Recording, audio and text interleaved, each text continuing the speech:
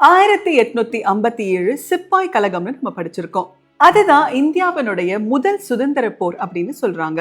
ஆனா அதற்கு 60 வருடங்களுக்கு முன்னாடியே தமிழ்நாட்டுல ஒரு கழகம் நடந்திருக்கு.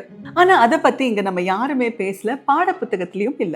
அந்த வரலாற்றினுடைய பெயர் தான் மருது பாண்டியர். சிவகங்கை மண்ணில் பிறந்தவர்கள். அண்ணன் பெரிய மருது, தம்பி சின்ன மருது. வேலு நாச்சியாருடைய நம்பகமான தளபதிகள். ஆங்கிலேயர்களை எதிர்த்து போராடினாங்க. வேலு நாச்சியார வெற்றி பெற வச்சாங்க.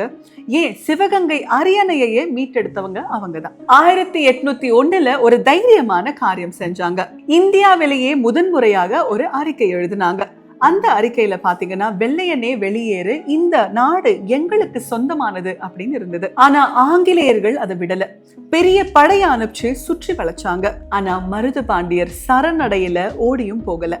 2 சகோதரர்கள் சேர்ந்து நின்றாங்க. ஆனா அவங்கள தூக்கிலிட்டாங்க. அவங்க இறந்தே போயிட்டாங்க. ஆனா அன்னைக்கு அவங்க கொளுத்திய தீதான் 56 வருடங்கள் கழித்து சிப்பாய் கழகமாக மாறியது.